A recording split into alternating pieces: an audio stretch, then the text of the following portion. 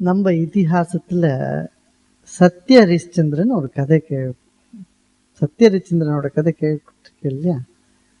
அவரு பொய்யே சொல்லாத இருந்தார், சத்தியமே உண்மையே சொல்லிட்டு இருந்தார். அந்த உண்மையே சொல்ல போறேன் அப்படின்ற ஒரு அகந்தையும் அது கூட வந்துருச்சு. நானாவது பொய்யாவது சொல்றதாவது, நான் எப்பவும் உண்மைதான் சொல்லுவேன். அந்த அகந்தையால அவருக்கு என்ன நிறைய பல துன்பங்கள் ஏற்பட்டு ரொம்ப கஷ்டம் அனுபவிச்சுட்டார் அவர் வாழ்க்கையில அப்படின்னு கேட்பாரு. ஆனா நாம சாதாரணமா நிஜத்தை சொல்லணும்னா, ஐயோ அப்படி சத்ய ஹரிச்சந்திர மாதிரி கஷ்டப்பட்டுமான எதுக்கு கஷ்டப்படணும், நல்லா பொய் சொல்லி நல்லா சுகமா இருந்தா அதே போருமே அப்படின்னு தோன்று.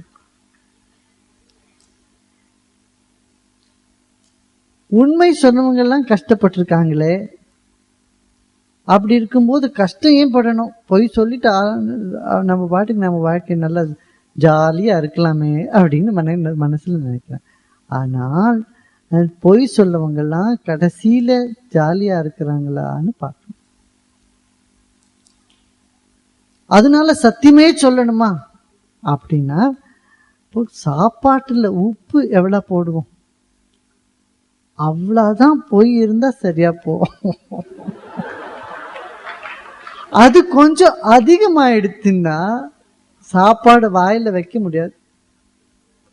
அதுதான் கிருஷ்ணர் சொன்னது என்னன்னா, இந்த யுக்தின்றத கொஞ்சம் போறோம் யுக்தி. இப்போ குழந்தைக்கு சாப்பாடு ஊட்டணும்னு அம்மா என்ன சொல்றா, என்ன பண்றா, அங்க பார் நிலா பார், வா நிலா வாய் தர ஆறு பண்ண வாயில வச்சிடும்.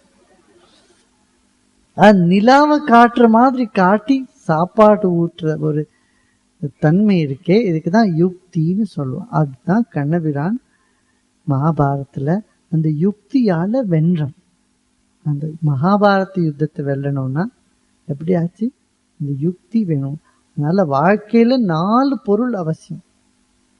முக்தி விடுதலை, 2வது பக்தி அன்பு, 3வது யுக்தி தந்திரம் ஒரு புத்திசாலித்தனம், சாமர்த்தியம்